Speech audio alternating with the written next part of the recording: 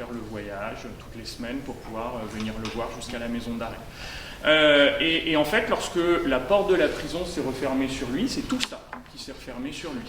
C'est son année de terminale, c'est la perspective du bac, donc probablement la perspective d'études supérieures, c'est sa famille, c'est également les fêtes de Noël qui approchaient. On était début décembre et il était en train de se rendre compte que ce jeune homme de 18 ans, c'est la première fois qu'il n'allait pas faire les fêtes de Noël avec sa famille. Et donc, sans que je lui ai posé aucune question, ce jeune homme s'effondre devant moi. On n'était que deux, et forcément, je représentais la figure de prof pour un jeune homme pour qui ça veut dire quelque chose, parce qu'en fait, il est venu vraiment par réflexe. On lui a dit, tiens, il y a des cours, ouais, ok, j'y vais. Et il finit par s'effondrer, par pleurer. Le problème, c'est que dans cette maison d'arrêt, comme dans toute maison d'arrêt, dans tout milieu carcéral, c'est un endroit où, clairement, je ne peux pas aller le consoler. Il est hors de question d'avoir un contact avec les détenus, et d'autant plus que là, dans ce contexte d'une maison d'arrêt, une simple main sur l'épaule aurait pu lui apporter beaucoup plus d'ennui que de réconfort, puisqu'il suffit qu'il y ait un autre détenu qui arrive à ce moment-là pour qu'il y ait une rumeur qui se mette en place. Donc il s'effondre. La seule chose que je peux faire pour essayer de le soulager, c'est de lui tendre un paquet de mouchoirs, lui tendre un papier, un stylo, et on a essayé de construire ensemble une autre histoire. Ce que je viens de faire avec vous, là, c'est le premier processus du storytelling pour essayer de capter votre attention. C'est-à-dire qu'en fait, j'ai fait élever votre taux d'ocytocine. C'est-à-dire que j'ai joué sur cette histoire, une histoire personnelle. Alors, je n'ai rien inventé, c'est une histoire personnelle, mais j'ai essayé de créer de l'empathie. Or, nous savons que l'empathie en éducation est quelque chose de très très intéressant pour pouvoir capter votre confiance, votre engagement et votre attention. Ce que j'ai également fait à la fin de cette histoire, c'est que j'ai laissé une intrigue. J'ai laissé du doute. Je lui tends des mouchoirs, je lui tends un stylo, une feuille, et on va ensemble écrire une nouvelle histoire. Alors je peux vous dire la fin, la fin de l'histoire, c'est que ce jeune homme est resté en maison d'arrêt jusqu'aux vacances d'été. On l'a préparé au bac. On s'est mis ensemble, toute l'équipe, et on lui a donné des cours particuliers. Alors ça a été très compliqué, il a fallu convaincre l'administration, il a parfois fallu lui le convaincre, mais on lui a fait passer son bac à l'intérieur d'une cellule, et il a eu son bac. Ça a permis de convaincre le juge de le libérer. Il a eu son bac, on lui a annoncé ses résultats dans sa cellule. Une semaine après, le juge lui laissait une deuxième chance.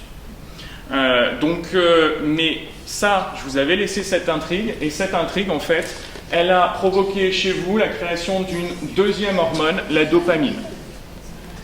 Susciter une intrigue, susciter de l'espoir, on en parlait tout à l'heure, et cet espoir va créer de la dopamine qui favorise la mémoire, la motivation et la concentration. Ça tombe bien, c'est quand même des choses qu'on cherche énormément dans nos salles de classe. Et ensuite, pour terminer, on peut créer autre chose, on peut jouer sur autre chose. Alors on ne va pas avoir de son, mais je peux quand même vous montrer l'image.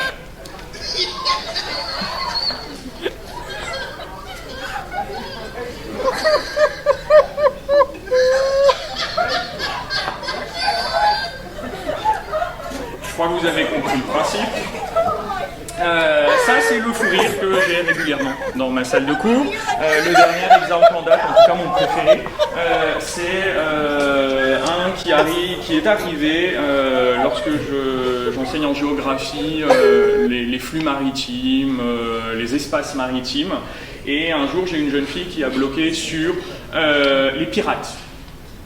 Elle ne savait pas ce qu'était un pirate. Pirates des Caraïbes, oui, mais alors je vois bien le film, mais je ne sais pas à quoi ça sert en fait. Et c'est vrai que quand vous regardez bien Pirates des Caraïbes, on ne vous dit pas quel est le métier de ce monsieur. J'en suis arrivé à la famille pirate. Elle connaissait aussi le dessin animé, mais vous voyez toujours pas à quoi ça servait un pirate. Donc j'ai fini par lui dire, écoute, un pirate c'est simple, c'est un voleur des mers. Ok, merci monsieur. Continue le cours. Au bout de 5 minutes, elle relève la main. Monsieur, j'ai un problème. Je vois bien, mais le pirate, en fait, quand il a volé la mer, qu'est-ce qu'il en fait? Elle m'a ruiné mon cours. Voilà, j'étais dans l'état de ce monsieur, il me restait 20 minutes de cours, j'ai jamais pu finir.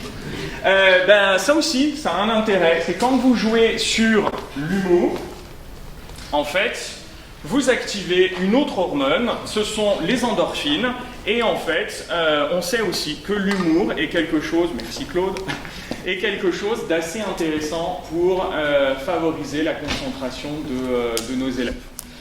Donc, voilà ce que nous disent les sciences expérimentales. Elles nous montrent que l'intuition de Platon, elle se vérifie. Les histoires ont un intérêt dans le domaine de l'éducation. Alors après, quand même, parce qu'on est dans un colloque avec des enseignants, on va quand même aller chercher un petit peu ce que nous disent les sciences de l'éducation.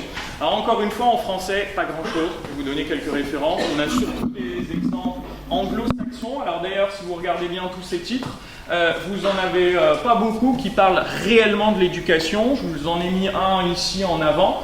Et ensuite, les autres, ils évoquent d'autres domaines et après, ils parlent souvent dans un paragraphe ou dans un chapitre de l'éducation. Donc moi, ce qui m'intéresse ici, c'est quand même de revenir à ce qu'ont pu nous dire des professeurs français en sciences de l'éducation. Je commence par Jean Piaget. On remonte quand même assez loin. Et Jean Piaget, en fait, il nous dit depuis très longtemps que la mise en récit est une compétence qui doit faire l'objet d'une formation. En fait, ce qu'il observe, c'est qu'on raconte des histoires, mais en fait, si vous demandez à un enfant de vous raconter une histoire, souvent, il en est incapable. Selon Piaget, c'est possible à partir de 7-8 ans. Et il a fait plusieurs expériences pour le montrer, en expliquant qu'on pouvait demander à un enfant de résumer une histoire qu'on lui a racontée. Il a essayé également de demander à des enfants de remettre dans l'ordre des morceaux de bande dessinée pour recréer une structure narrative. Et en fait, ça arrive assez tard, cette compétence. Et ensuite, tout ça est confirmé par Philippe Mérieux. Philippe Mérieux qui, lui, dans ses travaux, mobilise... Pardon, Claude, je suis chiant. Philippe Mérieux qui, lui, mobilise les travaux de Paul Ricoeur. Alors, les historiens dans la salle, c'est le maître, Paul Ricoeur. On l'a tous lu, généralement, dans nos études d'histoire. Et également le philosophe Jérôme Brunner. Et il nous dit plusieurs choses sur le récit en éducation et en histoire. Il nous dit que le récit a un intérêt, premièrement, parce qu'il permet de structurer des faits. Et il transforme des faits en événements. C'est-à-dire que finalement, il les remet dans l'ordre. Et donc, il donne du sens à des faits, à des notions, à des informations qu'on souhaite faire passer à nos élèves. Deuxième chose, Ricoeur nous dit que le récit est construit autour d'une mise en intrigue. Et donc, cette mise en intrigue, elle nous permet toujours de donner du sens, mais elle permet d'apprendre à nos élèves la liberté. Pourquoi ? Parce qu'à partir du moment où vous mettez en intrigue une histoire, ça veut dire que le narrateur fait un choix. Or, petit à petit, le récepteur va lui se dire que d'autres choix sont possibles. Et donc, vous commencez par les histoires à expliquer aux enfants et aux élèves qu'ils peuvent aussi penser par eux-mêmes. Compétence quand même qui nous intéresse énormément en éducation. Troisième chose, Ricoeur toujours nous dit que le récit est inscrit dans une trame générique. C'est-à-dire qu'à partir du moment où on raconte une histoire, on va très vite dire à nos élèves que c'est un drame, c'est une comédie. Et donc on va apprendre à l'élève à mettre des récits dans des cases, à lui expliquer qu'il ne pense pas sur rien, mais qu'il va aussi s'inscrire dans la continuité de catégories qui ont été pensées au préalable avant lui. Et finalement, ça lui permet aussi de penser à des notions assez complexes telles que l'université et l'altérité.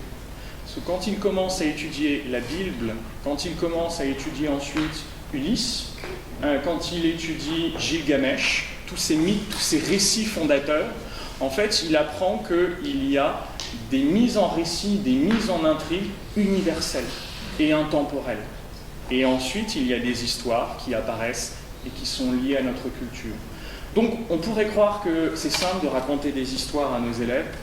En fait, ça mobilise pas mal de choses qui sont très, très, très intéressantes en éducation. Alors, même si en France, je vous l'ai dit, on n'y pense pas beaucoup, on n'y réfléchit pas beaucoup, par contre, aux États-Unis, il y a quand même, dans le domaine de l'éducation, une grosse réflexion qui est menée. Je vous ai ici mis en série plusieurs liens. qui vous amène à des plateformes de récits que vous pouvez consulter, vous pouvez ensuite aller télécharger pour vous en inspirer en France. Vous avez, pour enseigner les maths en histoire, les sciences de manière générale en histoire. Celui qui est au milieu ici, il est lié à l'université de Boston. Education Uses of Digital Storytelling, ce sont certes des enseignants, mais des enseignants qui travaillent avec l'université de Boston pour essayer de réfléchir à ça, clairement, sur l'utilisation du storytelling dans leurs cours et dans toutes les disciplines, sans exception. Et je terminerai ici par cet exemple, Learning Math by Seeing It as a Story. C'est un article en fait qui est paru au mois de mars 2019 dans Edutopia, où vous avez une professeure de maths qui explique à quel point elle a du mal à enseigner les maths parce qu'en fait elle a été formée dans une autre discipline et elle nous explique comment elle est passée par l'histoire pour essayer d'impliquer ses élèves. Mais parce qu'elle s'est mise à la place de ses élèves, en gros elle ne comprend pas l'intérêt des maths. Alors moi c'est un article qui me parle énormément parce que je ne comprends rien aux maths. Et même si mes profs étaient tous extra, ils n'ont jamais réussi à me transmettre l'intérêt d'apprendre des maths. J'ai une grosse difficulté à conceptualiser les choses, en tout cas les formules mathématiques. Et en fait, même par les livres d'histoire, on sait que, les livres de maths, pardon, même dans les livres de maths, les exercices sont toujours un peu scénarisés. Mais en fait, c'est écrit par des adultes. Et ça ne parle pas toujours à des enfants ou à des élèves.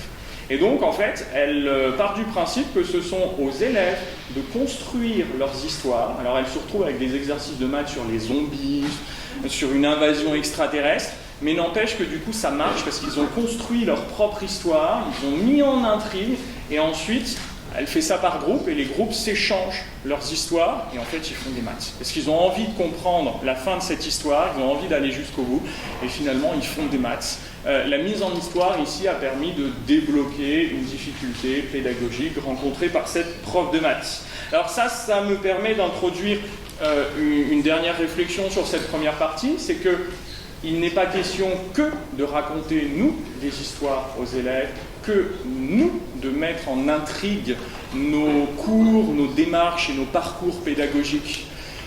Le storytelling peut aussi être utilisé pour faire construire des histoires aux élèves et ainsi les forcer à mettre en intrigue, à scénariser des connaissances pour mieux les réinvestir.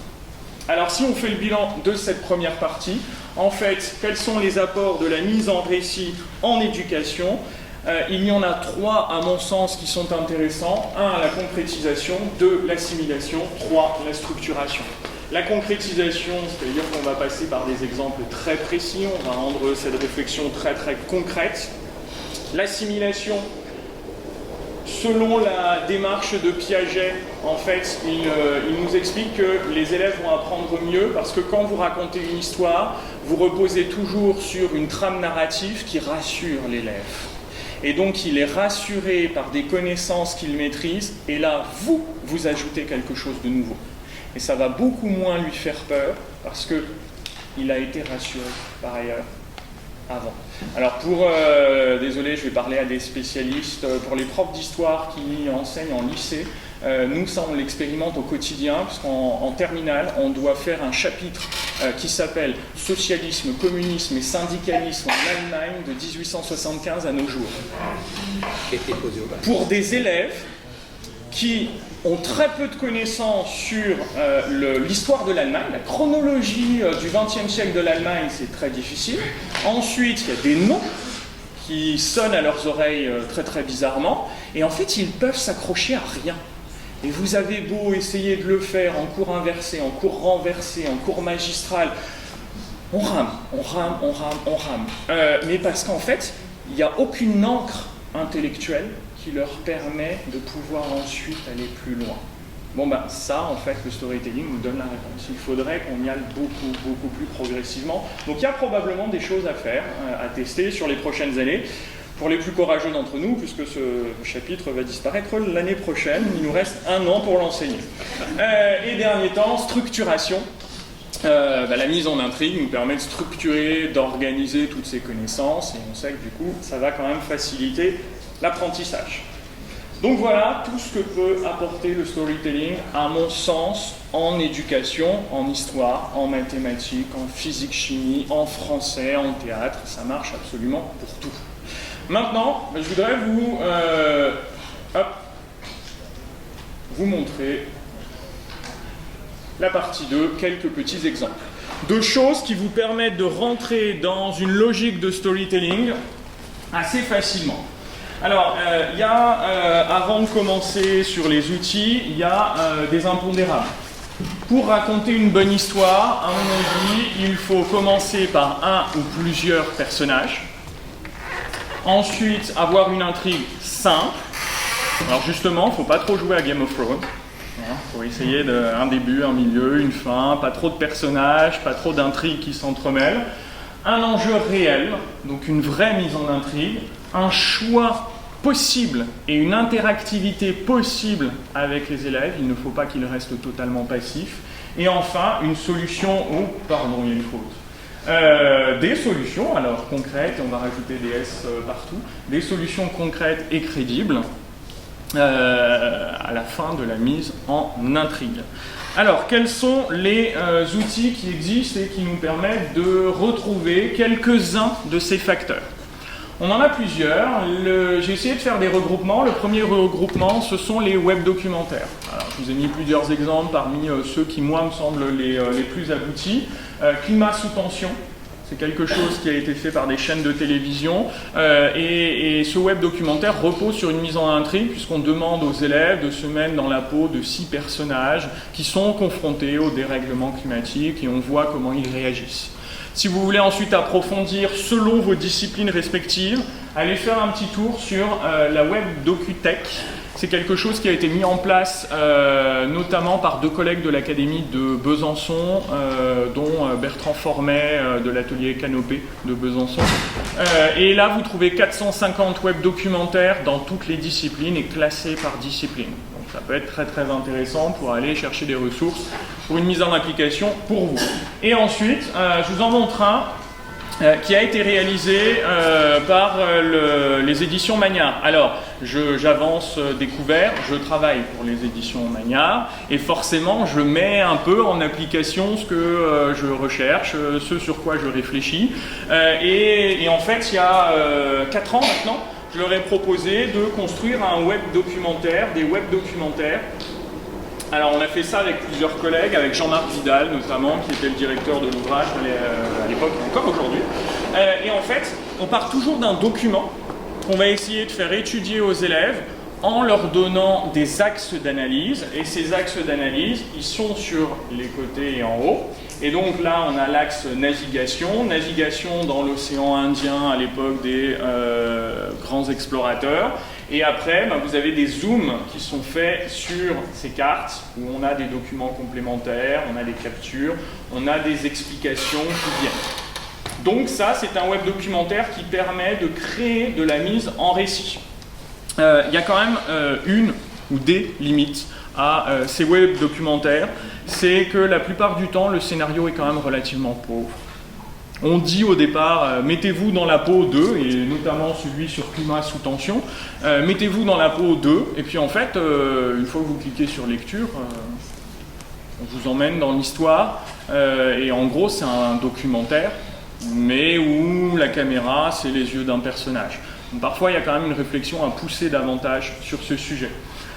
Deuxième limite, c'est la difficulté de navigation des élèves. Ça, moi, je l'ai vu en les observant utiliser les webdocus de chez Magnard. En fait, ils se perdent. Ils demandaient d'aller chercher des informations et ça clique, ça reclique, il y a trop de liens. Et en fait, nous, on trouve ça interactif. Et eux, très vite, ils disent c'est le fouillis, votre truc, j'arrive pas à aller chercher ce que je veux assez vite. Donc, il faut réfléchir à d'autres choses. Ces autres choses, ça peut être aussi les escape games pédagogiques.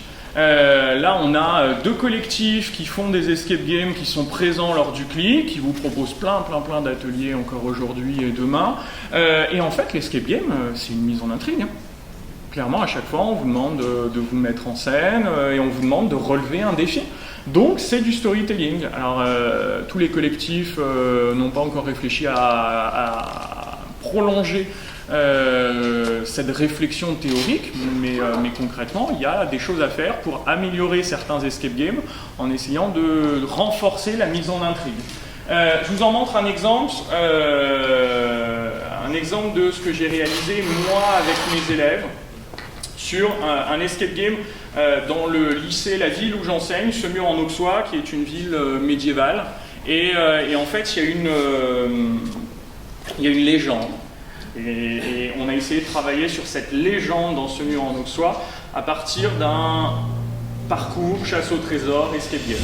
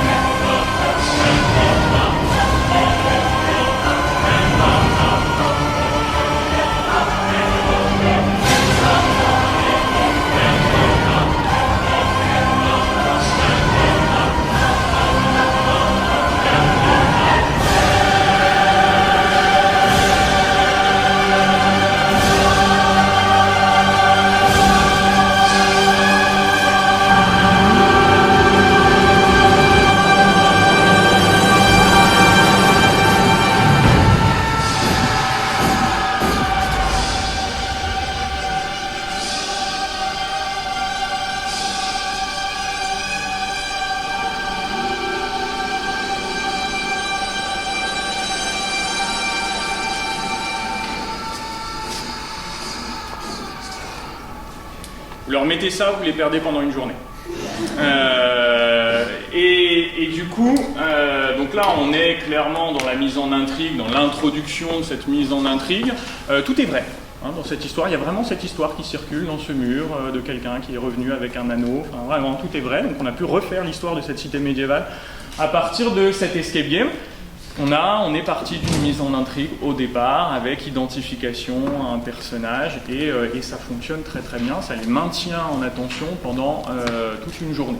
Alors ensuite, j'essaie d'aller très très vite sur les dernières informations. Pourquoi ça fonctionne ? Parce que en fait, on est dans l'apprentissage expérientiel et on sait que l'apprentissage expérientiel est une des méthodes les plus efficaces. Vous savez qu'il y a l'écoute passive, il y a ensuite le fait d'écrire. Ce matin, on en rediscutait, une des choses les plus intéressantes, c'est aussi d'être en mesure d'enseigner à l'autre. Parce que là, on est dans l'expérimentation de l'éducation et la remobilisation de connaissances dans une action. Là, finalement, dans les escape games, c'est exactement la même chose. Et c'est pour ça que ce qui m'intéresse ensuite, c'est ce qui arrive avec la réalité virtuelle. Ce qui est intéressant avec la réalité virtuelle, les premières études qui ont été faites sur la réalité virtuelle nous montrent que en fait, ça a un impact très très important sur la mémoire et sur la compréhension.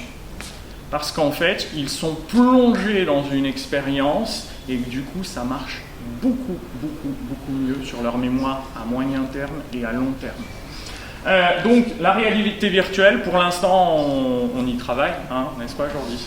Il y a des choses à faire, il y a des scénarios à construire, mais il va y avoir des choses intéressantes, je pense, dans les prochaines années. Ensuite, on a d'autres petits outils qui vous permettent là d'être plus maniable pour vous les utiliser. Parce que vous voyez que les escape games, le problème c'est que ça prend du temps. Ça prend du temps à créer, ça prend du temps à mettre en œuvre après en classe. Les web documentaires, c'est la même chose. Il y a un temps de navigation qui est assez important. Donc là, maintenant, je vais terminer avec des choses qui vont vous permettre de gagner du temps. Ceci, alors toujours chez Maillard, mais vous pouvez le trouver chez d'autres éditeurs. ce sont des cartes interactives, où en fait quand vous cliquez sur les onglets à droite, vous avez des éléments de la carte qui vont se surajouter. Vous avez un support extraordinaire pour faire une mise en récit. En fait, là vous pouvez refaire les grandes étapes des conquêtes du monde par les Européens au XVe, XVIe siècle à partir de ce document, et vous allez créer cette mise en récit. Autre chose qui est intéressant, très intéressant, les stories. Les stories d'Instagram. Alors pour ceux qui n'utilisent pas encore, va falloir vous y mettre. Pourquoi ? Parce que Instagram, ça n'est pas intéressant que pour partager la photo de votre pizza ce soir. C'est aussi intéressant pour créer de l'interactivité, pour créer de l'action. Alors vous avez ici des statistiques qui vous montrent l'évolution de ces stories depuis qu'elles ont été créées. En fait, les stories dans Instagram ont été créées il y a 2 ans et demi. On est passé de 100 millions de stories à 500 millions. Donc production quintuplée en seulement 2 ans et demi, et quand on regarde ensuite dans le détail les études des utilisateurs, on se rend compte que forcément nos élèves sont très demandeurs de ceci. Comment est-ce que nous on peut l'utiliser en éducation ? Plusieurs possibilités. Vous pouvez, alors ça c'est ce que j'ai fait, vous pouvez retrouver des story quiz où vous allez créer de l'interactivité, c'est-à-dire que c'est assez simple de créer une story, vous mettez une image, vous mettez du texte, ensuite vous rajoutez une interaction. Alors une interaction, ça peut être une question ouverte, ça peut être un QCM, ça peut être une question à répondre par oui ou non. Quand l'élève répond oui, en fait tout de suite, ça lui dit, en fait 70-75% des autres élèves ont répondu déjà oui. Et donc là, il se sent partie prenante d'une communauté apprenante et ça favorise énormément l'apprentissage. On est plusieurs collègues là à commencer à se mettre sur Instagram et à regarder tout le potentiel. Alors, j'ai pas le temps de vous le montrer en détail, mais on pourra en discuter si vous le souhaitez pendant la pause. Il y a ensuite le niveau professionnel, c'est-à-dire que moi je bricole. Ensuite, vous avez des éditeurs, vous avez là le journal Le Monde qui commence à créer des choses très intéressantes. C'est-à-dire qu'ils ne se contentent pas de télécharger une image, ils téléchargent une vidéo animée de 5 secondes et en fait, mise bout à bout, ça vous met en place un récit avec de l'interactivité à l'intérieur. Il y a un potentiel d'utilisation de ces stories qui est extraordinaire. Pour l'instant, faut quand même beaucoup chercher pour créer tout ça de manière professionnelle, mais il y a des outils qui arrivent. Il y a des outils qui commencent à vous aider à créer des stories en quelques minutes et ensuite à les télécharger dans Instagram. Dans les choses qui, moi, m'intéressent aussi, c'est que ce support, il est réalisé là, avec un outil que l'on connaît, Genially, et en fait, Genially, là, depuis quelques semaines, a rajouté quelque chose qui s'appelle Story. Ils ne veulent pas nous dire ce que c'est. Mais du coup, on attend. Voilà, ça devrait arriver très prochainement et on va voir. Je ne sais pas si ça va être quelque chose pour créer des stories qu'on va pouvoir télécharger dans Instagram ou si ça va être quelque chose d'autre, créer une story à l'intérieur de Genially. On va voir. Et puis ensuite, je voudrais terminer par ceci. C'est un peu le départ de ma réflexion quand même. Alors je suis très content parce que notamment les créateurs et Alexander est dans cette salle. C'est-à-dire c'est une société, AdStories, qui m'a contacté il y a quelques mois en disant on réfléchit à quelque chose, on voudra avoir votre avis. Et je dois vous avouer que je suis quand même resté assis un petit moment sur ma chaise en me disant si vous arrivez à le développer, moi je suis hyper preneur et je pense qu'on sera beaucoup à être hyper preneur de ça. Comment fonctionne AdStories ? Je vous montre un exemple très rapidement. Du son ? Non. Enfin, ça va... L'Afrique dans la mondialisation.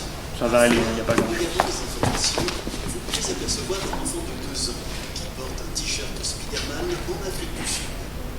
C'est un élément révélateur de la mondialisation. James Vanderbilt, scénariste.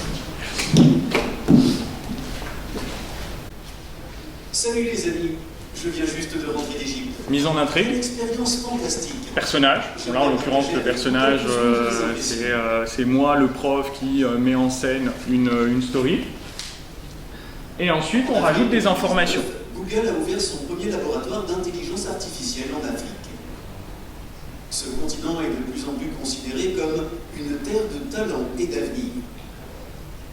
Il connaît actuellement de profondes mutations. Cela s'explique notamment par le fait que sa population est en pleine croissance. Trace une ligne sur ce graphique pour prévoir l'évolution de la population en Afrique et en Europe de 2020 à 2050. Interactivité. Clique pour vérifier ta réponse. Et donc, on nous trace le début de l'information, et après, on doit compléter. Alors ici, il nous manque quelque chose pour la légende, pour signaler à quoi correspond chaque ligne, mais on peut tracer quelque chose, et à la fin, on fait vérifier. Et du coup, on vous trace la réponse après, qui vient se surajouter à la réponse que vous avez donnée, pour voir si vous êtes dans le vrai ou si vous êtes complètement planté. Et ensuite, vous continuez, et comme ça, vous continuez, et la story continue avec plusieurs interactivités comme ça. Des QCM, là on en a un par exemple. Peux-tu deviner combien de langues sont parlées en Afrique? Clique sur la bonne réponse. Et donc, on clique, on a la réponse immédiate, et ensuite, les jeunes on a des éléments qui vont nous se surajouter et qui vont nous apporter des informations complémentaires. Alors voilà ça le produit fini, mais ensuite ce qui est intéressant avec cette production, c'est que là nous on est parti du principe qu'on faisait quelque chose sur l'Afrique dans la mondialisation, qui est enseigné notamment en terminale. Il me semble qu'on en parle un peu au collège aussi. Mais en fait, moi, j'ai proposé qu'on fasse le parcours de 3 jeunes filles dans 3 pays d'Afrique différents pour montrer qu'il y a une diversité de situations, diversité politique, économique, sociale, environnementale sur le continent africain, et sortir de cette erreur constante des élèves qui nous disent l'Afrique est un pays vaste, et ils le disent souvent, que l'Afrique est un pays.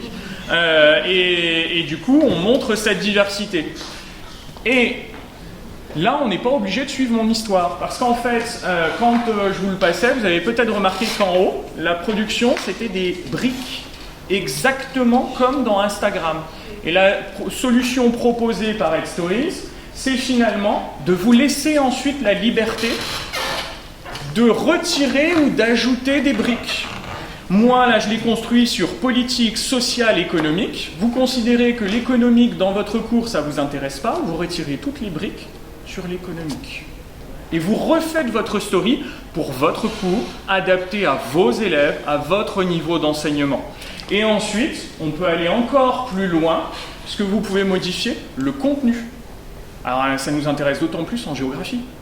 En géographie, si on veut mettre à jour les statistiques, à un moment donné, il va falloir la story la remettre à jour. Et bien là, dans l'éditeur d'Edstories, vous pouvez changer la question, changer la réponse, changer une partie du texte, changer tout le texte, ou vous pouvez créer vous-même votre bloc. Et donc finalement, moi ce qui m'intéresse dans cette ressource, c'est que c'est une ressource interactive, une solution qui permet de proposer une mise en intrigue clé en main, mais une mise en intrigue qui permet ensuite d'être adaptée à nos attentes, à nous, en fonction de notre prof, de notre programme, de notre programmation. Donc du coup, moi je suis persuadé que cette logique granulaire, elle a quand même un avenir assez important dans les ressources que l'on va proposer très prochainement. Je conclus. Du coup, très rapidement, je terminerai juste avec la mise en garde, sans reprendre l'essentiel du propos, mais juste qu'il faut éviter ce que j'ai repris, alors c'est pas moi qui l'ai inventé, mais le syndrome d'Hollywood. Syndrome d'Hollywood qui peut avoir 2 tendances.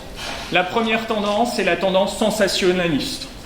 Il y a aussi des stories qui jouent énormément sur une mise en intrigue qui, moi en tout cas, me met mal à l'aise.